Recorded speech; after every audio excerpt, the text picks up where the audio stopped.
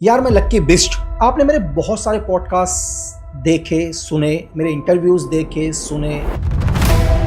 कुछ लोग कहते हैं कि यार लक्की बिस्ट और एजेंट लीमा एक ही है, कुछ लोग बोलते हैं नहीं दोनों अलग अलग है, कुछ बोलते हैं स्पाई है, कुछ बोलते हैं नहीं यार गैंगस्टर है और कॉन्ट्रैक्ट किलर है।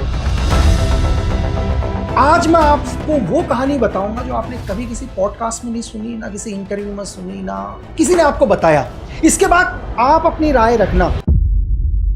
6 सितंबर को यार मैं आराम से अपने घर पर सो रहा था, पुलिस की 10-12 गाड़ियां आके मेरे पूरे घर को घेर लेती है। 24 घंटे से वो लगातार क्या कर रहे थे, टॉर्चर करना शुरू कर दिया। जो भी एक सीनियर ऑफिसर थे बोलते हैं बिस्ट की जो 2 कल रात को किलिंग्स हुई हैं वो तुमने किसके कहने से करी। और यहाँ से एक रिमांड स्टार्ट होता है। एक कोट पैंट पर एक आदमी आता है 1-2 असिस्टेंट के साथ, वो बोलता है यार मेरे से घबराने की जरूरत नहीं है, मैं पुलिस वाला नहीं हूँ। तो मैंने कहा सर आपने सच दिया, आप एक काम में आपको एक नंबर देता हूँ, आप उस नंबर में कॉल कर लेना, जो चाहिए आपको मिल जाएगा। एक कोड दे दिया उसको। मैं उसको बोलता हूँ कि सर प्लीज़ टॉर्चर मत करना, जो भी बताना है मैं बता देता हूँ। तो बोले बता।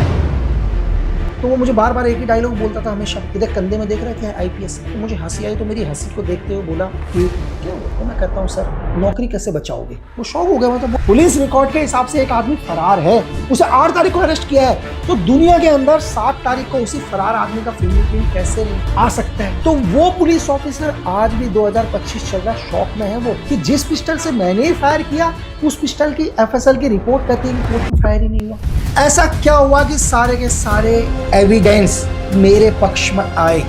कुछ भी हो जाए अपने आखिरी पल तक, आखिरी सांस तक कोशिश करो। यार मैं लक्की बिस्ट। आपने मेरे बहुत सारे पॉडकास्ट देखे सुने, मेरे इंटरव्यूज देखे सुने, मेरे बारे में न्यूज़पेपर्स में पढ़ा, मैगजीन्स में पढ़ा, मेरी बुक्स भी पढ़ी, चाहे रॉ हिटमैन 1 हो 2 हो, और आप लोगों ने बहुत डिस्कशन किया। और कुछ लोग कहते हैं कि यार लक्की बिस्ट और एजेंट लीमा एक ही है, कुछ लोग बोलते हैं नहीं दोनों अलग अलग है। कुछ बोलते हैं कि यार नहीं यार एक सोल्जर है, कुछ बोलते हैं यार एक कमांडो है, कुछ बोलते हैं स्नैपर है, कुछ बोलते हैं स्पाई है, कुछ बोलते हैं नहीं यार गैंगस्टर है और कॉन्ट्रैक्ट किलर है।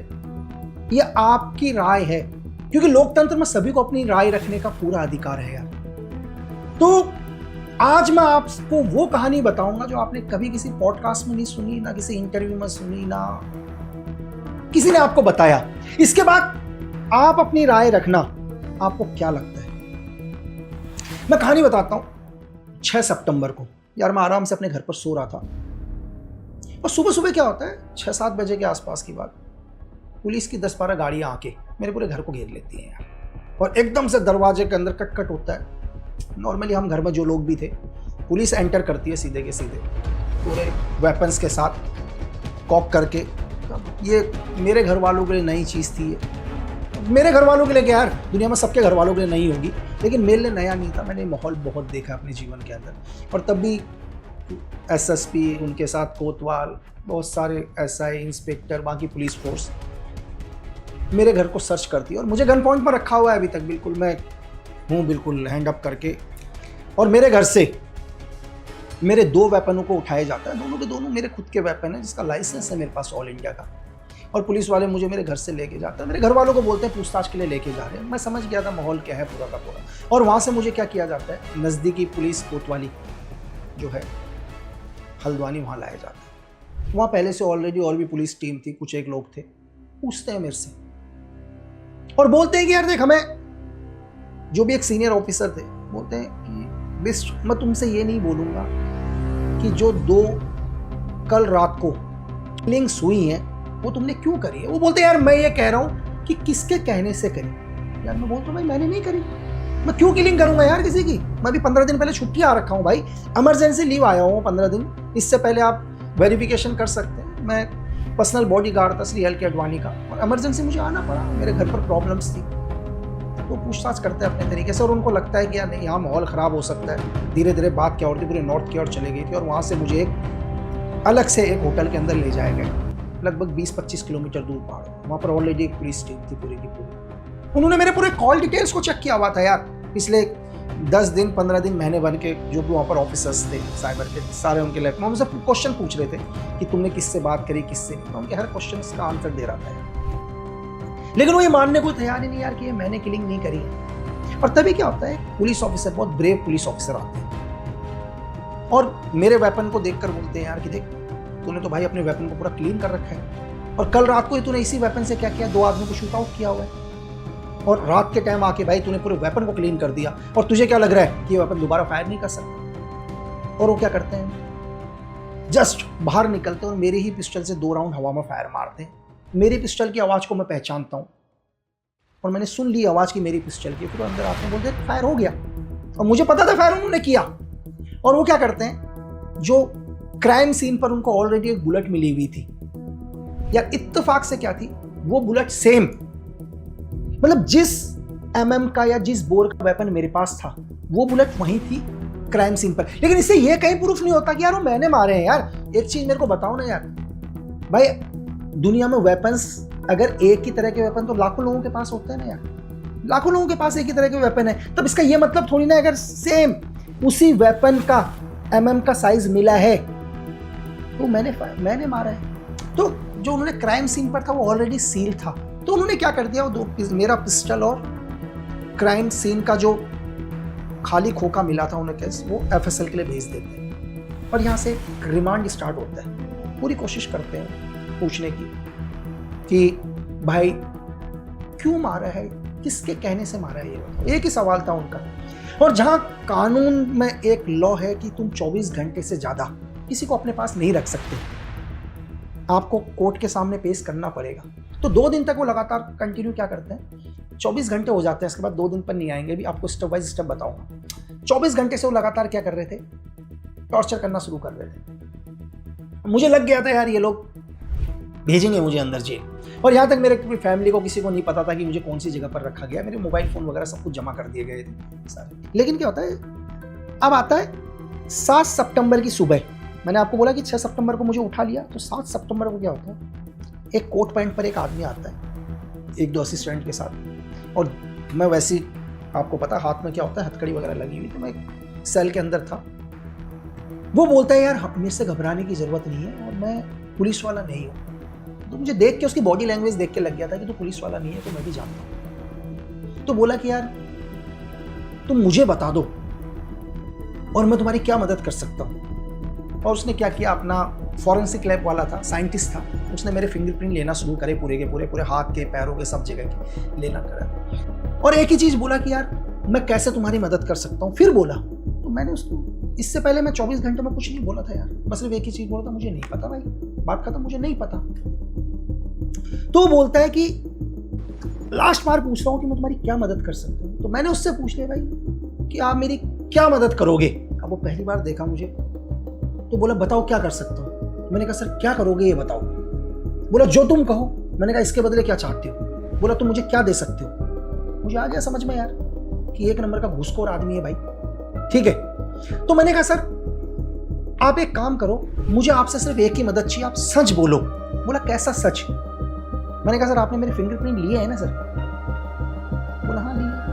मैंने कहा सर देखो घड़ी में टाइम कितना हो रहा है, क्योंकि यार मेरे पास तो घड़ी नहीं थी, मैं तो सेल के अंदर बंद था। तो बोलते हैं कि यार उस टाइम बोलते हैं 7 तारीख और शाम को 17:30 यानी कि 5:30। उसने मुझे बताया 5:30 हो रहे हैं। तो मैंने कहा ठीक है सर। मैंने कहा इस पेपर में साइन कर दो आप और आज की डेट लिख दो। तो उसने कहा इसके बदले क्या मिलेगा। भाई मैं तो अंधेरी कोठरी में था यार, ठीक है। मैंने बोल दिया सर आपको जितना पैसा चाहिए जिस देश का चाहिए मैं दे दूंगा। तो बोले कैसे। तो मैंने कहा सर मैं आपको एक नंबर दूंगा, उस नंबर में फोन कर लेना। तो भाई साहब उसने सोचा नहीं, टक टक टक टक टक साइन मारे 8-10 पन्नों में, सबके नीचे डेट डाल दी उसने 7 तारीख की, 7 सितंबर 2011 की। मैंने कहा सर इतना कर दिया, टाइम भी तो लिख दो सर। तो उसने घड़ी में टाइम देखा, बिल्कुल 1730 या 31 हो रहे थे, सबके नीचे टाइम दे दिया। अब बोला बस। मैंने कहा देखो सर मैंने आपसे कोई फेवर नहीं मांगा, मैंने सिर्फ सच मांगा आपसे, आपने सच दिया। आप एक काम में आपको एक नंबर देता हूँ, आप उस नंबर में कॉल कर लेना, जो चाहिए आपको मिल जाएगा। एक कोड दे दिया उसको। अब भाई ये मैंने अपने बचने के लिए किया था, इसका ये मतलब नहीं कि मैं एजेंट लीमा हूँ, जैसे लोग बहुत बार कनेक्ट करते हैं। अब भाई मैं तो अंधेरी कोठरी में हूँ ना यार, मैं तो कुछ भी बोलूँ। उसने बाहर जाके फोन लगाया होगा तो फोन मिला ही नहीं होगा, पता है। अब मैं अपने बचाव के लिए कुछ तो करूँ। अब होता क्या है, अगले दिन आती है 8 तारीख। अब जैसे 8 तारीख आती है, मुझे 6 तारीख को उठाया हुआ था, ठीक है। 7 तारीख की शाम को इससे मैंने लिखवा लिया। 8 तारीख को भी ये लोग क्या करते हैं, टॉर्चर करते हैं। और मुझे पता चल गया कि दिन के टाइम पर ये लोग क्या करेंगे, मुझे आज कहाँ भेज देंगे, कोर्ट में पेश करेंगे और जेल भेज देंगे, क्योंकि इनके मुंह से कुछ खुला ही नहीं यार भाई, मेरे मुंह से कुछ निकला ही नहीं, क्योंकि मैं तो इनोसेंट आदमी हूँ ना यार, ठीक है। तो तभी मुझे क्या लगता है, मुझे लगता है मुझे अपना बचाव तो करना पड़ेगा यार। ध्यान से सुनना ये बात, मैं यहाँ ये कह रहा हूँ कि मुझे अपना बचाव करना पड़ेगा, क्योंकि मैं एक इनोसेंट आदमी हूँ। मेरी बात समझ रहे हो, क्योंकि मैं पुलिस का काम करने का तरीका जानता हूँ, मैंने जीवन में यही देखा है। तो मैं जैसे ही एक पुलिस ऑफिसर आता है, उसका मैं बॉडी लैंग्वेज से समझ गया था कि ये क्या चाहता है, मुझे सीधे भी कोर्ट में ले जाना चाह रहे हैं लोग। मैं उसको बोलता हूँ कि सर प्लीज़ टॉर्चर मत करना, जो भी बताना है मैं बता देता हूँ। वो एकदम से शॉक हो गया है कि आदमी 48 घंटे से तो कुछ बोल ही नहीं रहा, एकदम से इसको क्या हो गया कि ये कह रहा है जो बोलना चाहता हूँ। तो इतनी देर में तो सबके सब आ गए भाई वहाँ। मैं आपको शॉर्ट में बता रहा हूँ चीज़ें बीच बीच की लेके। तो बोले बता। अब मैं क्या करता, मैंने कहा सर मैं नहीं मारे हैं सर। बोले वो तो हमें पता है तूने मारे हैं। अगले कह रहे हैं मुझे पता है मारे हैं, तो तू ये बता भाई मारे क्यों। मैंने कहा वो भी बताऊंगा सर। मैंने कहा बाकी के वेपन भी तो हैं, क्योंकि बॉडी में तो कुछ और चीज़ें भी मिली। बोले हाँ। तो मैंने कहा सर एक काम करते हैं, मैं आपको सामान दिला देता हूँ हर जगह, क्योंकि कोर्ट में बहुत बड़ा चीज़ होती है वेपन्स को, बाकी वेपन उन्हें मिल नहीं रहे थे, क्योंकि उनकी बॉडी में कुछ और जख्म के भी निशान थे, जैसा लोगों ने बताया या जो पोस्टमार्टम रिपोर्ट बोलती है। तो मैंने कहा सर चलो। तो उन्होंने मेरे हाथ में हथकड़ी बांधी भाई, स्टार्ट कर दिया ले जाना। चलते चलते चलते चलते शाम को 5 बजे निकले, तो लगभग 3-4 बजे के आसपास रात को मैं उस जगह लेकर गया भाई, बहुत दूर था। अब रात को तो भाई मैंने जो मैंने उनको जगह बताई थी उस जगह में रात को तो मिले नहीं, ठीक कहाँ मिलेंगे अंधेरे में। तो मैंने कहा सुबह ढूंढते हैं। तो उन्होंने रात को कहीं वहीं पर एक लोकल पुलिस स्टेशन में मेरे को रुकवाया लॉकअप में। और अगले दिन कितनी तारीख आ जाती है, अब आ जाती है 6 को उठाया, 7 को, वो 8 को, 9 तारीख आ गई अब सुबह। अब 9 तारीख को जैसे ही वो मेरे को बोलते हैं भाई चलो उठ, हम जाते हैं भाई देखने के लिए। कभी मैं बोलता हूँ इस झाड़ी के यहाँ देखो, इस झाड़ी के यहाँ देखो, 2-3 घंटे घूमते रहते हैं, उनका दिमाग खराब हो जाता है। ठीक है, अब जस्ट मेरा काम हो गया था जिस चीज़ के लिए मैं उनको लेकर आया हुआ था। कैसे काम हो गया, क्योंकि इस 7 तारीख की शाम को मैंने उस साइंटिस्ट से सरकारी पेपर में साइन करवा दिए थे डेट के साथ। और आज कितनी तारीख होगी, 9 तारीख। मेरी बात समझ रहे हैं। अब मुझे पता था कि चाहे हवाई जहाज बुला लें या हेलीकॉप्टर बुला लें, मुझे कोर्ट में पेश करेंगे भी तो 24 घंटे प्रूफ नहीं कर सकते। अब मैं बोलता हूँ सर हंसी भी आती है, क्योंकि भाई कितना मारोगे, पहले ही पिट रखे हैं ना यार, अब तो है ही नहीं ना। तो मुझे हंसी आती है, क्योंकि मुझे जिसने मेरे को 3 दिन से टॉर्चर कर रखा था उस IPS से, तो वैसे ही मेरे को यार खुंदक थी यार। तो वो मुझे बार बार एक ही डायलॉग बोलता था हमेशा, इधर कंधे में देख रहा है क्या है, IPS, एक ही चीज़। तो मुझे हंसी आई, तो मेरी हंसी को देखते हुए बोला कि क्या हुआ। तो मैं कहता हूँ सर नौकरी कैसे बचाओगे। तो बोला मत, वो शौक हो गया, मतलब बोला, मैंने कहा नौकरी कैसे बचाओगे आप अपनी। तो उसको लगा अरे क्या बोल रहा है, क्यों बोल रहा है। ठीक है, मैंने कहा सर फिंगरप्रिंट 7 तारीख को लेकर चला गया मेरे, आज 9 तारीख है, कब कोर्ट में। भाई उसको तो शौक हो गया, उसको पता चल गया कि इसने क्या गेम खेला। उसने गाड़ी स्टार्ट करी, सीधे लेकर आया, गोली की तरह गाड़ी स्टार्ट करी, और उन्होंने मुझे शाम को 5 बजे के समथिंग कोर्ट में पेश किया भाई, यानी कि 9 सितंबर को। अब सरकारी पेपर आप उनको चेंज नहीं कर सकते हो। अब कोर्ट पर मैं कितनी तारीख को पेश हुआ, 9 तारीख को। फिंगरप्रिंट वाले ने क्या कर दिया, 7 तारीख का साइन था कोर्ट पर गया हुआ। अब मेरी बात समझ रहे हैं, दोनों के बीच में क्या हो गया, 48 घंटे का गैप हुआ। पुलिस वालों ने क्या बोला बाद में कोर्ट पर, पुलिस वालों ने यह बोला कि लक्की बिस्ट को हमने 8 तारीख को अरेस्ट किया। कितनी तारीख को, 8 तारीख को, क्योंकि 24 घंटे अपने पास रख सकते हैं ना पुलिस, लॉ है भारत सरकार का। तो जब उन्होंने 9 तारीख को पेश किया तो सरकारी पेपरों में ये लिखा कि 8 तारीख को हमने इसको अरेस्ट किया, तभी हम 24 घंटे बाद कोर्ट में पेश कर रहे हैं। ये पुलिस का दावा था। लेकिन जब फिंगरप्रिंट की रिपोर्ट है, उन्होंने 7 तारीख को ही, जब दोनों को कोर्ट में बुलाया गया एक दिन और उनसे ये पूछा गया कि पुलिस ऑफिसर से पूछा कि सर आपने इसे कब अरेस्ट किया, तो पुलिस वाले ने भाई वही पेपर पढ़ के बोला सर 8 तारीख को अरेस्ट किया। फिर उसे साइंटिस्ट को बुलाया गया, उस साइंटिस्ट से ये पूछा गया कि आपने इसके फिंगरप्रिंट कब लिए। अब वो झूठ तो बोल नहीं सकता भाई कोर्ट पर, बोला सर 7 तारीख को फिंगरप्रिंट लिए। ये कैसे हो सकता है, एक आदमी पुलिस रिकॉर्ड के हिसाब से एक आदमी फरार है, उसे 8 तारीख को अरेस्ट किया है, तो दुनिया के अंदर 7 तारीख को उसी फरार आदमी का फिंगरप्रिंट कैसे आ सकता है। ये पहली चीज थी जो इस केस से मैं बाइज्जत बरी निकला हूं। और दूसरी चीज सुनो, जब FSL की रिपोर्ट आई थी ना चंडीगढ़ से, और चंडीगढ़ की FSL की रिपोर्ट कहती है कि इस पिस्टल से फायर ही नहीं हुआ, तो वो पुलिस ऑफिसर आज भी 2025 चल रहा, शौक में है वो, कि ऐसे कैसे हो सकता है यार कि जिस पिस्टल से मैंने ही फायर किया उस पिस्टल की एफएसएल की रिपोर्ट कहती है कि कोर्ट में फायर ही नहीं हुआ। और बहुत सारे लोग कहते हैं ऐसे कि नहीं यार कि एजेंट लीमा और लक्की बिस्ट एक ही है। मैं कहता हूं नहीं यार, मैंने अपना बचाव किया है यार, ठीक है। तो एक आदमी बोलते हैं यार इतना दिमाग तो कोई लगा ही नहीं सकता है, तो एजेंट लीमा ही लगा सकता है। नहीं भाई, मैं अपने बचाव में हूँ यार, अपने बचाव के लिए क्या है मैं कुछ भी करूंगा। तो मेरा कहने का सिर्फ आपको इस वीडियो के माध्यम से एक चीज कहना चाहता हूँ, चाहे आप दुनिया में मुझे किसी भी नाम से जानो, जो आपका मन हो, चाहे आप मुझे लक्की बिस्ट बोलो, ठीक, चाहे एजेंट लीमा बोलो, चाहे गैंगस्टर बोलो, चाहे सोल्जर बोलो, चाहे कुछ भी बोलो, मैंने इतनी सी चीज आपको क्यों बताई है पता है?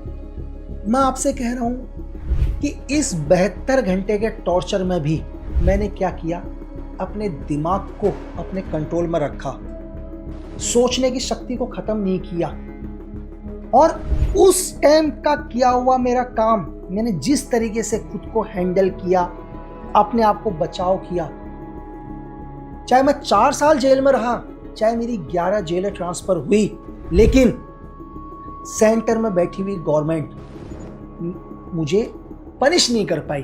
क्यों? क्योंकि मैं इनोसेंट था और मैंने खुद के लिए लड़ाई लड़ी। अगर ये 2 एविडेंस मैं नहीं बनाता तो शायद वो गवर्नमेंट या तो उसी टाइम 4 साल के अंदर मुझे सजाए मौत दे देती या उम्र कैद में कन्वर्ट कर देती। बस वो पल थे 72 घंटे के जिसमें मैं होश में रहा, चाहे मेरा शरीर थक चुका था, मेरी बॉडी थक चुकी थी, पेन था, लेकिन दिमाग को क्या किया था, स्थिर किया था। बस जीवन के अंदर कितनी भी बड़ी मुसीबत आ जाए, कुछ भी हो जाए, अपने आखिरी पल तक, आखिरी सांस तक कोशिश करो। फिर लाखों लोगों का लास्ट में फिर भी एक ही सवाल रहेगा कि उस रात एक गोली से 2 लोग कैसे मरे।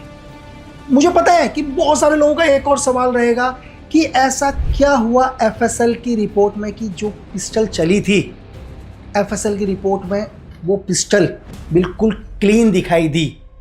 ऐसा क्या हुआ कि सारे के सारे एविडेंस मेरे पक्ष में आए, या ऐसा क्या हुआ कि उन लोगों को मारना बहुत ज़रूरी था, कि क्यों किसी ने चाहा कि उन लोगों को मारा जाए।